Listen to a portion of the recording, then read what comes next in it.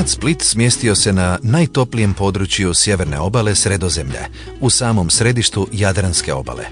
Njegova blaga klima sa 2700 sunčanih sati godišnje pretvara ga i usred zime u oazu u kojoj se u zavjetrini može uživati na suncu. Taj vječno mlad grad s oko 220.000 stanovnika koji mu daju topli mediteranski temperament živi svojim urbanim ritmom već 1700 godina. Za gradu koji smo stigli, njegovi će vam stanovnici s puno ponosa kazati kako je najljepši na svijetu i okolici i o tome sa njima ne možete polemizirati.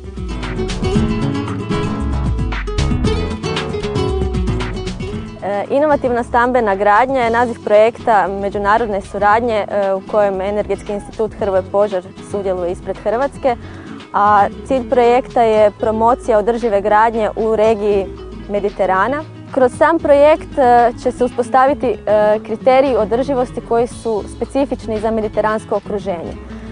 Tako, kod svakog primjera sagledavamo i širi okoliš te zgrade, kakvi sadržaji javni se nude u samom okruženju, znači da li postoji pristup plaži, da li postoji sadržaj za djecu, starije osobe, osobe s invaliditetom, na koji način znači, se u samom planiranju tog grada osmišljavalo ugodnost i dodatni znači, neki benefit za sve korisnike prostora. Za same zgrade ocjenjuje se na koji način je ona uklopljena u lokaciju, kako je okrenuta prema suncu, na koji način se koristi pitka voda, da li se sakuplja kišnica, na koji način se proizvodi, ali isto tako i koristi energija u tim zgradama. Znači, uz što veći udio obnovljivih izvora energije, što veći nivo energetske učinkovitosti, kako bi ukupni taj ekološki otisak zgrade bio što povoljniji, jer ona se koristi kroz duže vrijeme i naravno u samom planiranju se treba ocijeniti kakav će ukupan utjecaj ona imati na okoliš. Kada se govori o novoj gradnji u Splitu, prvotno se misli na Kotar Žnjan, najveće gradilište grada Splita. Ovaj vrijedan i još uvijek neiskorišteni gradski resurs u javnosti je percipiran kao velika spavaonica. Prostori su oblikovani neplanski i predstavljaju u konačnici urbanistički kaos. S druge strane, ovo je dragocjeni potencijal i posljednji gradski prostor otvoren za širenje i investicije, pa se očekuje da će u idućih nekoliko godina dobiti svoj krajnji urbani štih, upotpunjen javnim i zelenim površinama, dječjim igralištima, prometnicama, vodovodom, kanalizacijom i nadasve uređenom plažom i šetnicom. Fundamenta je jedna od građevinskih tvrtki koja je na žnjanskom prostoru nastojala uvesti moderna i učinkovita rješenja, orijentirana prema energetski učinkovitoj gradnji, te je u svojoj stambenoj zgradi namijenjenoj prodaji uvela nove tehnologije u graditeljstvu, kreirajući tako pametnu i nisko energetsku kuću. 2007. godine smo suprug i ja završili neke projekte u Solinu. Već tada se osjetila potreba možda za nekakvom drugom kvalitetom stanova. Budući je Žnjan u tom vremenu, a i u današnjem vremenu neka in lokacija, činilo nam se najprikladnije jedan manji objekt, nekako opskrbiti nekim dodatnim sadržajima. I taj manji objekt, već smo u početku znali da su to i veći troškovi, negdje oko 30-40% od klasične gradnje, a i puno se pričalo o tome kako će se stimulirati obnovljivi izvori energije, kako će neki povući se iz fondova Europske unije neka sredstva i tako, pa nismo imali u pripremi niti jedan drugi projekt i kažem vam, činilo nam se da je to baš pravo vrijeme za krenuti s tim. Stambena zgrada na Žnjanu u mnogočemu je iznadprosječna. Želja investitora bila je napraviti objekt čija će kvaliteta u arhitektonskom i tehničkom smislu nadmašiti sve dosad viđeno na ovom području. Dakle, od samog početka bila je izuzetno važna naša dobra suradnja s investitorom koji je znao što želi na jednoj ovako izuzetnoj lokaciji u blizini mora sa prekrasnim pogledom. Bilo je potrebno napraviti jednu zgradu koja će malo odudarati od prosjeka zgrada koje su građene zadnjih godina na ovom području. Dakle, napravljena je jedna zgrada zamišljena koja mislimo da će biti po mjeri jednog urbanog življenja.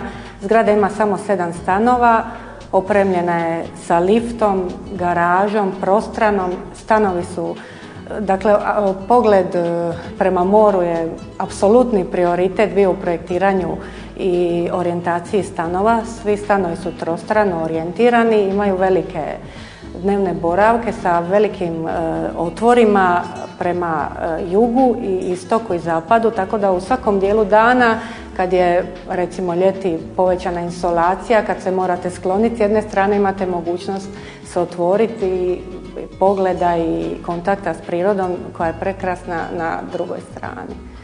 Ova zgrada prvi je stambeni objekt na ovom području koji ima ventiliranu fasadu koja pruža bolju izolaciju, spriječava širenje požara i produljuje životni vijek zgrade. Završno lice fasade čine keramičke ploče maraci, koje doprinose estetskoj vrijednosti zgrade, štiteći pritom fasadu od vanjskih utjecaja i pridonoseći zvučnoj i toplinskoj izolaciji objekta.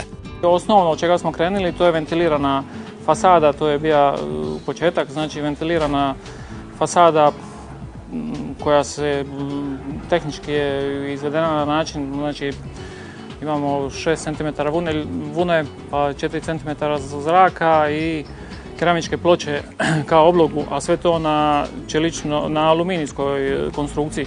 S tim smo postigli efekt da u principu u krajnjoj liniji uštedu energije, odnosno zaštitu od samog sunčevog zračenja i zimi od niske temperature, ali u kombinaciji sa ventiliranom fasadom još smo željeli i sami izvor energije malo unaprijediti, odnosno koristiti, u konkretnom slučaju koristili smo Daikin Alterme, dizalice topline, zrak, s kojim smo postigli daljnju uštedu, znači u kombinaciji sa fasadom.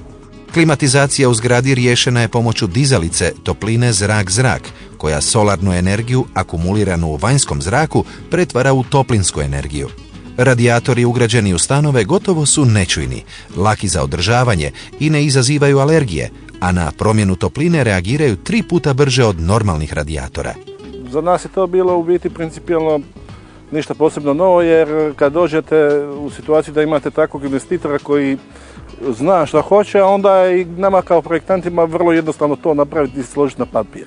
Konkretno ovdje se radilo, investitor je tražio da se primjenjuju obnovljivi izvori energije, što je u ovom slučaju bilo konkretno dizalica topline u kombinacijama sa ventilokonvektorima. Sama prednost dizalice topline je ta što odnos uloženog i dobivenog je, recimo konkretno u ovom slučaju negdje oko 4. Znači vi za 1 kW energije dobivate 4 kW energije i to je bit. S tim da dizalica topline se baš i ne može primijeniti za svaku zgradu koja nema takvu ovojnicu, vjerovatno se ne bi ni primijenila takva dizalica topline. Kuća je napravljena tako da je ovojnica takva i da se može primijeniti dizalica topline, s tim da kod dizalice topline su polazne temperature su niže u odnosu na ove standardne klasične izvore energije. I još jedna prednost koja je jako bitna ovdje kod nas u Dalmaciji, a to da je sa ovim sustavom riješeno i grijanje i hlađenje. Budući vlasnici mogu birati čitav niz sadržaja koji život čine ugodnijim i sigurnijim, te svoj stan pretvoriti u pametan stan. Takav stan stanarima pruža neusporedivo veću udobnost i sigurnost od klasično građenih stanova, jer povezivanjem elektronike u jedinstveni sustav stanarima omogućuje da jednostavno upravljaju rasvjetom, grijanjem i hlađenjem, roletama, audio i video opremom te svim sigurnosnim sustavima. Sa investitorom smo razgovarali i on je želio da ova kuća bude osim lijepog izgleda toplinski učinkovita i da bude najpametnija kuća u gradu Splitu.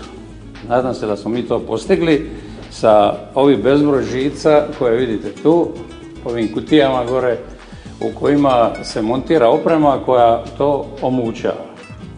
Nesumnjivo, arhitektonsko rješenje i pravilno postavljanje građevine u prostoru s obzirom na dnevno kretanje sunca, tehničko rješenje izvedbe vanjskih fasadnih pročelja, ventilirane fasade i prozora, uz najkvalitetniji sustav grijanja i klimatiziranja stambenih prostora i inteligentni sustav upravljanja, omogućili su da se ova građevina svrsta u za našu graditeljsku praksu nesvakidašnju A energetsku klasu.